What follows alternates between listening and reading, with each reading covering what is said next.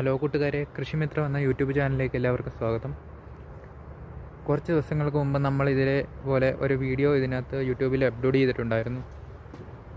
എങ്ങനെ വിജയകരമായിട്ട് ഷെയ്ഡ് ഹൗസിൽ കോളിഫ്ലവർ കൃഷി ചെയ്യാമെന്നുള്ളത്.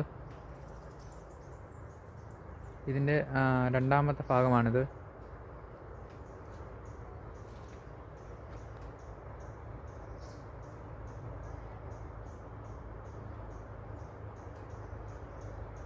ഏകദേശം 13 നിരകളിലായിട്ട് നമ്മൾ ഇവിടെ കോളിഫ്ലവർ പ്ലാന്റ് ചെയ്തിട്ടുണ്ട്. ഫുള്ളി ഓട്ടോമാറ്റിക്കലി ആണ് സെറ്റ് ചെയ്തിരിക്കുന്നത്.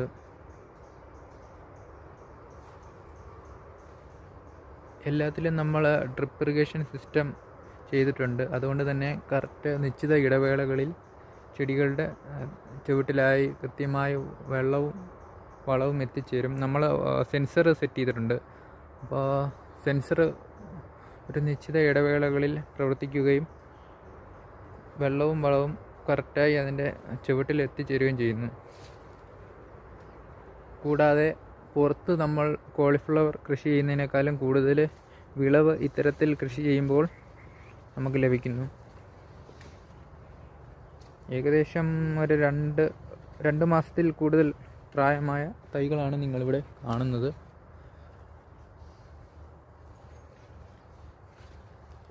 ഹൈടെക് രീതിയിൽ എങ്ങനെ കോളിഫ്ലവർ കൃഷി ചെയ്യാമെന്നാണ് നിങ്ങളെ ഈ വീഡിയോയിലൂടെ ഞാൻ പരിചയപ്പെടുത്തുന്നത്. ഷെയ്ഡ് നെറ്റ് ഹൗസിൽ തന്നെ നമുക്ക് മിസ്റ്റുകൾ ഘടിപ്പിച്ചിട്ടുണ്ട്. അതുകൊണ്ട് തന്നെ ടെമ്പറേച്ചർ കൂടുന്ന സമയത്ത് മിസ്റ്റുകൾ പ്രവർത്തിക്കുകയും ഓട്ടോമാറ്റിക്കലി തന്നെയാണ് അത് പ്രവർത്തിക്കുന്നത്. പിന്നെ കർട്ടനുകളും കൂടുതൽ ടെമ്പറേച്ചർ ആകുമ്പോൾ ഓട്ടോമാറ്റിക്കലി സെൻസറുകളുടെ സഹായത്തോടു കൂടി പ്രവർത്തിക്കുന്നു. ഇതിൽ നമ്മൾ പ്ലാന്റ് ചെയ്യാനായിട്ട് UV ഷീറ്റ് ആണ് വിരിച്ചിരിക്കുന്നത്. അതിനുശേഷം അതിനകത്ത് കുഴികളുണ്ടാക്കി ഓരോ തൈകൾ ഡ്രിപ്പ് ഇറിഗേഷനിൽ ഓരോ ഹോളുകൾ ഇതിനകത്ത് സെറ്റ് ചെയ്തിട്ടുണ്ട്. ആ ഭാഗങ്ങളിലാണ് തൈകൾ നമ്മൾ പ്ലാന്റ് ചെയ്യുന്നത്. അത്യാവശ്യം നല്ല രീതിയിൽ തന്നെ വിളവ് ലഭിക്കുന്നുണ്ട്. കഴിഞ്ഞ പ്രാവശ്യം ഇതുപോലെ ഇവിടെ പ്ലാന്റ് ചെയ്തിട്ടുള്ളതാണ് കോളിഫ്ലവർ.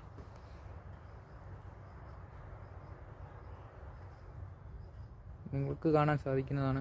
വളരെ നല്ലതായിട്ട് തന്നെ ഗ്രോത്ത് ആയിട്ടുണ്ട്.